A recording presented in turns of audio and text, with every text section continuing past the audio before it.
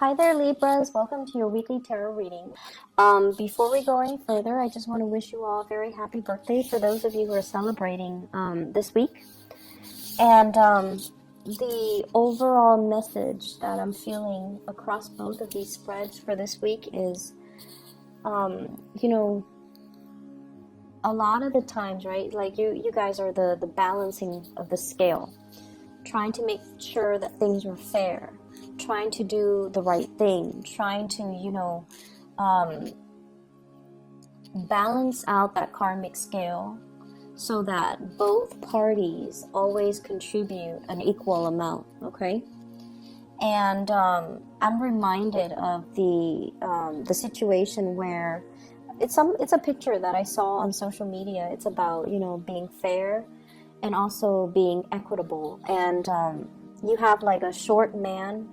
He's standing on two crates, and he can barely still, because he's so short, even though he's standing on two crates, he can't look over the fence and see the soccer match.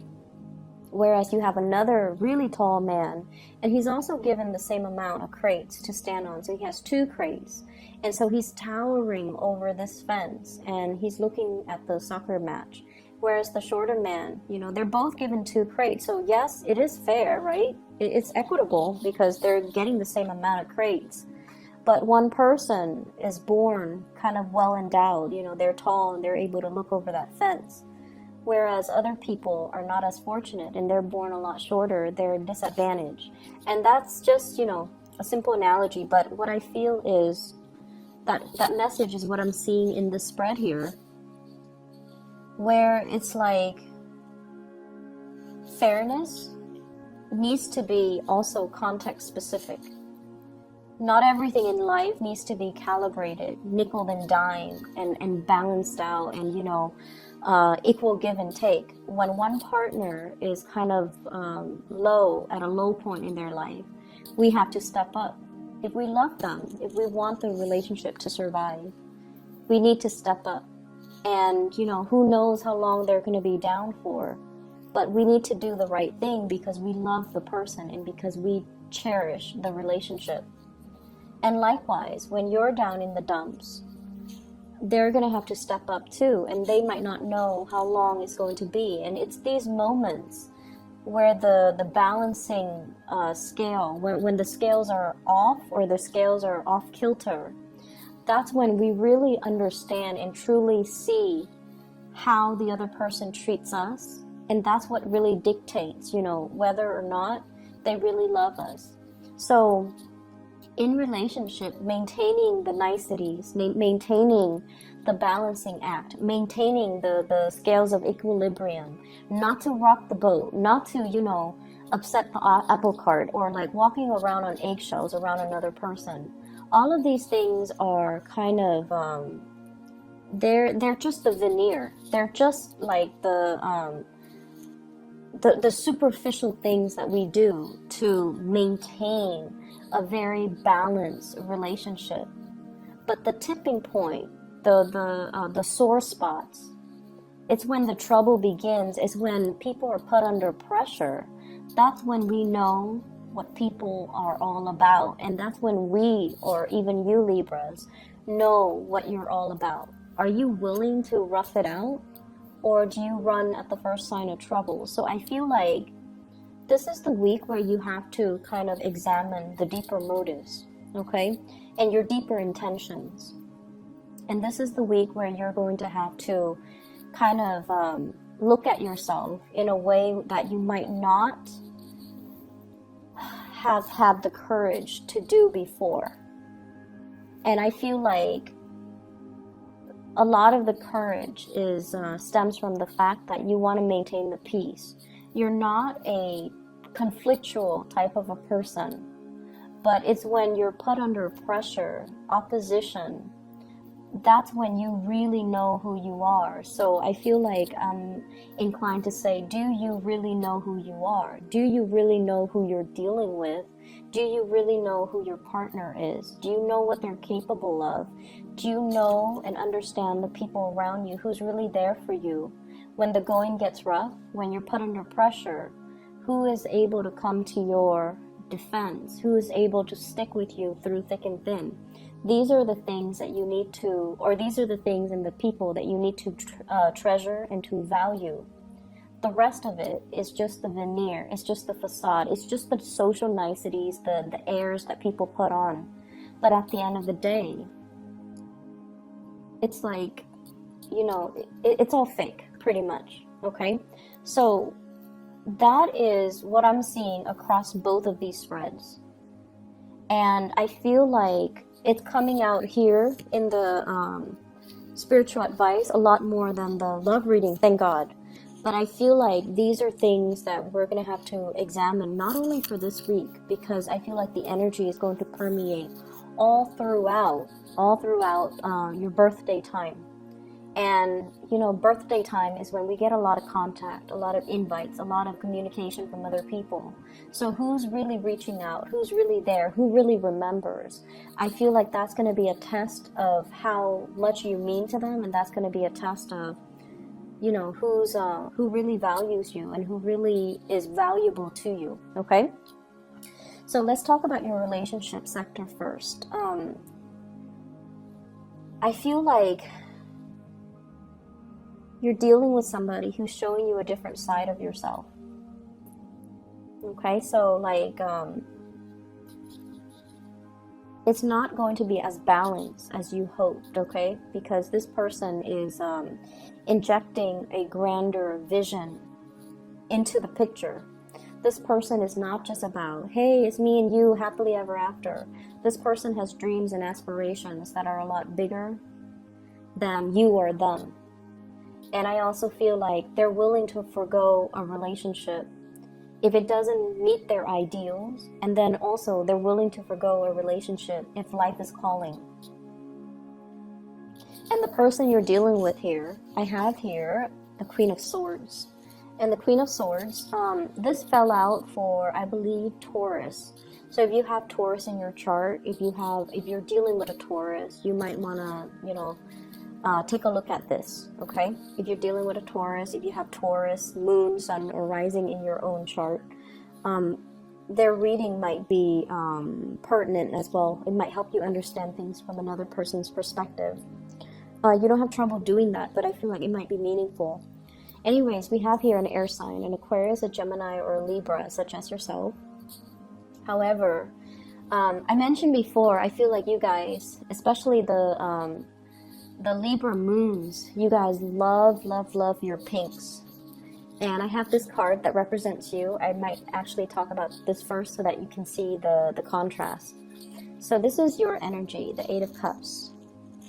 This is walking away from a situation that is not balanced, a situation that you've invested a lot of time, resources, energy into, a lot of work into as well. And at this point, you're tired. Emotionally, you're overtaxed.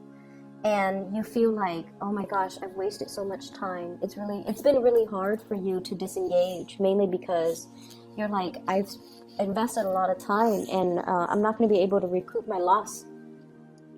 And so you might have been hesitant about walking away in the past, but now you're willing to walk away. You're willing to take a new path, mainly because it's not emotionally nurturing you anymore. And it felt very heavy, and it has felt very icy and cold for a really long time. So, you know, you put on the veneer that like everything is rosy, right? That pink, everything is rosy, everything is peachy. However, internally in your hearts of hearts, I don't feel like you can deny the fact that your heart is not in it anymore. It's taxing, and it's not liberating, and it's unbalanced, and it's not reciprocal. And so many of you have chosen to walk away from a situation, or emotionally you have walked out of a situation. And I feel like you're looking towards somebody else here, okay? Somebody is bringing something into your life. They're showing you a different perspective. And I feel like you might still be in this other relationship that you can't really recoup your loss, so you can't really move away. There might be children. And you might have also wondered, like, you know, I can't leave because, you know, there might not be other people, other suitors, other opportunities for me until this person comes into the picture. And this person is everything that you've wanted. They're blue, you're very pink. So I feel like there might be gender role reversal, okay? And that's just the stereotypical, you know, color coding that I'm using. But I do feel there's an element here. This is a female energy, and yet her demeanor is very, very strategic, very icy. So she's not a warm, cuddly type of a person. However, she's very intelligent. So it could be a male or a female, but their energy is that they're not, you know, typically warm and cuddly and welcoming and things like that. However, this person is very highly activated on the crown chakra. They have a lot of insights, a lot of wisdom. They can see through people. They can see through situations. They can bring a lot of clarity in a situation where there is none. And I feel like you find them very, very attractive.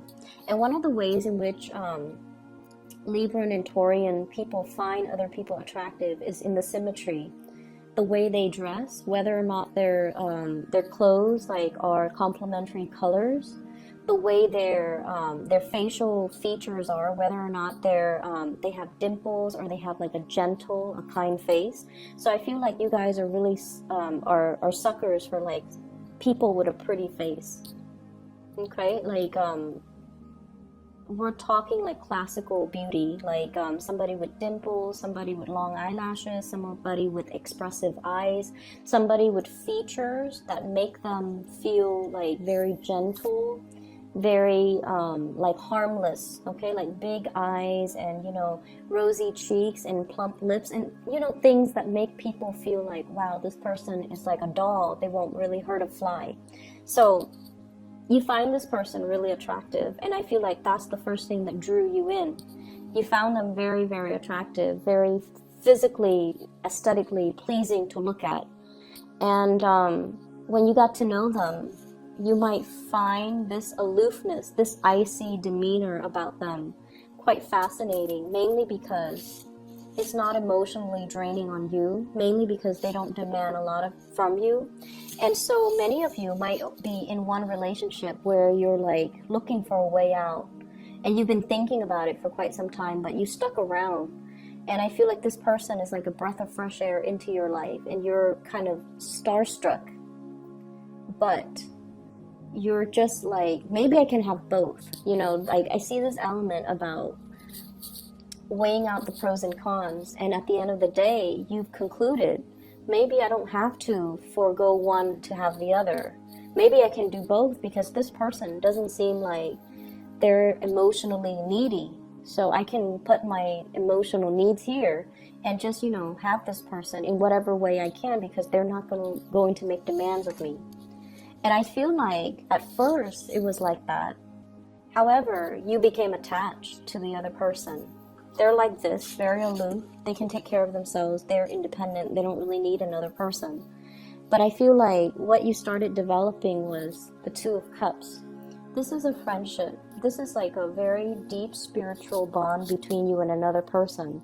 This is like two people who are very like-minded. The communication flows really, really well between the two people. It's the foundation of friendship, and it allowed the two of you to approach one another in a very honest, in a very like unguarded type of a manner. And I feel like you have developed feelings for this person. You didn't think it was going to happen like that. You thought, you know, you could handle the disconnection, I guess. But then the other person draws you in, and then you end up with this Two of Cups phase where you feel like this person is my kindred soul. They really, really, really get me. And I feel like the trouble is right now, this is a really beautiful card, but I feel like the person that you're dealing with, you might not be physically intimate with them. There might be an emotional affair.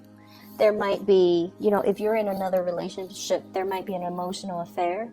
I don't see a lot of things here that indicate, well, I definitely see attraction. And I feel like a very strong soul connection and a spiritual connection. I don't see like, you know, that sexual attraction, the I can't live without you type of attraction, like that carnal desire. because I feel like nothing has been consummated yet. There's an emotional connection. There's an emotional affair if you're in another relationship. There's a deep emotional bond. But where the person is that they're very moral. They will not stray from their morality, okay? So like, I feel like it's somebody that's, you know, kind of like no sex before marriage, okay? So it could play out in that way. Or I can't be with you if you're married to somebody else. Or I can't be with someone I don't love. Or they could just be like, they could be waiting as well for you to finish up things from your end, whatever that means, before they can get involved with you. But if they want to get involved with you, I feel like it's going to have to be all or nothing, because this person wouldn't want any less. They want all of you or none of you. Okay? So that's where you're at with this person right here. And this person, they're linked up with the star and the world. So you're dealing with someone who might be very, very popular. They might have fame and some type of, they might have fame, they might be a world traveler, there might be an element of people coming from different countries, somebody that travels a lot, or somebody that belongs to a different world. Like they're just, you know, culturally different from you. And the star in the world basically means they are waiting on a higher calling. They're waiting for their life to begin. They're waiting for opportunities to travel. They're waiting for opportunities to kind of move away, pursue their life, or allow their lives to start. So I feel like at a moment's notice, they're going to be on their way out. They're going to be seeking other opportunities. So there's somebody here that you definitely have a very strong connection with, but it seems like you're tied up in something else. You're not able to give them whatever it is that they want, or whatever it is that you want from them to solidify a really strong relationship. And the feelings are definitely mutual. You know, with this Two of Cups, it's a soulmate connection. It's a very strong spiritual bond. But I feel like if you don't recognize it for what it is, it's gonna slip away. And soulmate connections, they come in they're not rare per se, but I feel like there's a time and a place for it. And the soulmate connection can also run its course too. There's a time and a place for that as well.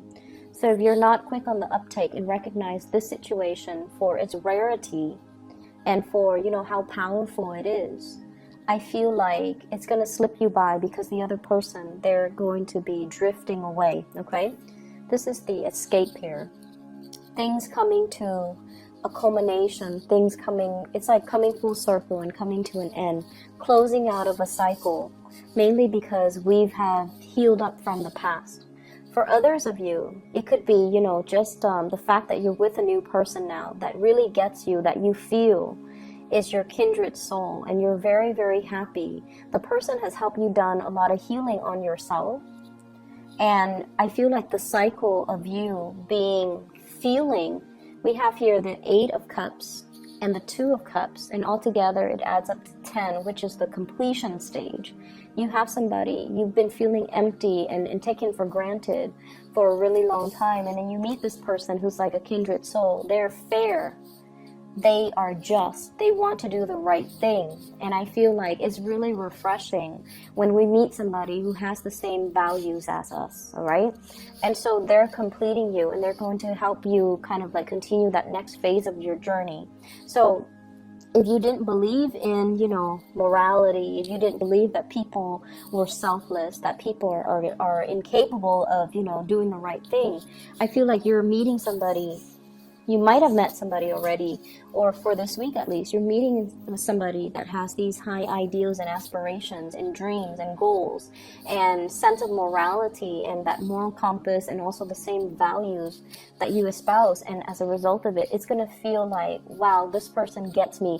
This is what I've been missing all along. And it took this person to come into the picture for me to believe in it again. And for me to feel like I'm normal. I'm not the weird one. Just because everyone around me, you know, lost faith in it. So I feel like someone is giving you a lot of inspiration, and they're kind of like that star in a very dark night. You know, you're going through a period of a lot of immense self-doubt. Am I in the right place? Am I where I'm meant to be? Am I following the right path? Am I doing the right thing? And then this person is showing you, yes, you're on the right path. Yes, you're doing the right thing because I believe in the same things. So you're meeting a very strong soulmate.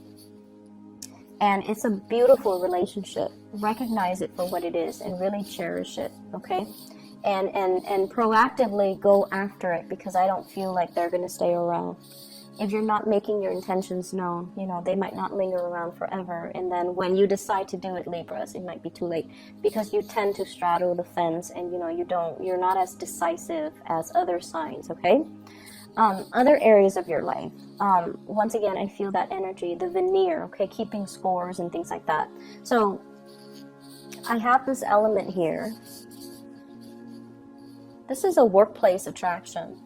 I have the Seven of Pentacles. This is like two people working towards a common goal, a common purpose. And usually I think of this as, you know, I'm staying a little bit extra at work, mainly because there is an office attraction or something that is hidden. Okay, not so much like a clandestine affair, that would be more the Seven of Swords, but more like I really admire and appreciate this person. I want to get to know them better.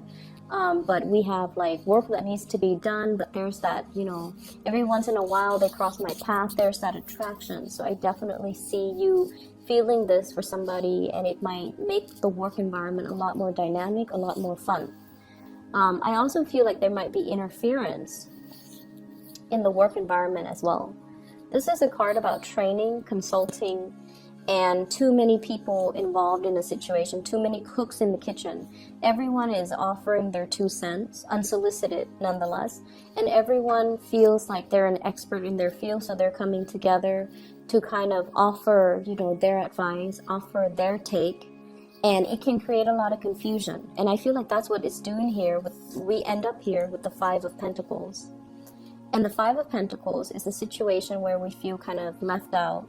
We feel a little bit hidden and isolated. And despite all of these options, all of these people coming in telling us what we should do, it's really hard for us to listen to our inner voice and allow... It's like these inputs from these other people is drowning out your intuition.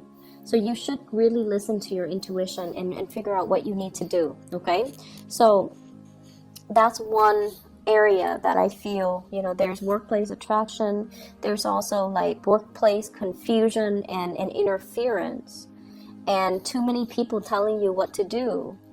And you want to, of course, appease everybody. But I feel like you're at a point where you can no longer do that. You're at a point where you need to kind of step out of your shell and grow up. And I want to say like almost grow a backbone. And do what it is that you're divinely, intuitively guided to do, rather than being afraid to upset people by not taking their advice, even if what they're offering you is not appropriate for what you're dealing with, okay? For those of you who are feeling a little bit down and out, if you have recently, I see a divorce situation here as well. We have the Justice card as well as the Four of Wands. This is like paying alimony, paying child support, ending a relationship, having to deal with the legal aftermath of a failed relationship. If you are dealing with that as well, I feel like financially things might be halved, okay? So financially, if you have had a lot of financial blessings, so if you're like, you know, if you were married and there were two incomes, now we're going in half. And I feel like you're going to start to feel the financial pinch, okay? And then if you've had to, you know, take care of the kids or the wife or the husband or whatever the situation is, there's now child support and alimony that's going to have to be had, and there's going to be that financial pinch as well. So I feel like for some of you, the financial picture is not looking too great. And I also feel as if I feel like for those of you who are dealing with, you know, divorces and separation and child support and alimony, you have to kind of go to court and sort out, like, either agree to like redraw or renew or renegotiate your alimony or child support payments. And then for others of you, I feel like you're doing really well at work. You might be in the legal profession. You might have met somebody that you're married to in the legal profession. You might now be meeting somebody in the legal profession, and you guys really hit it off. And I feel like, you know, it's a really great career for you to stay in. You're consulting, or other people are consulting you, and so you're doing a lot of training in that arena. But I definitely feel like there is this sense of meeting somebody that you really, really love on a soul level. You recognize each other. It's like upon the first time that you meet, you understand this sense of your soul recognizes one another. Okay, I'm gonna leave it at that for you, Libras.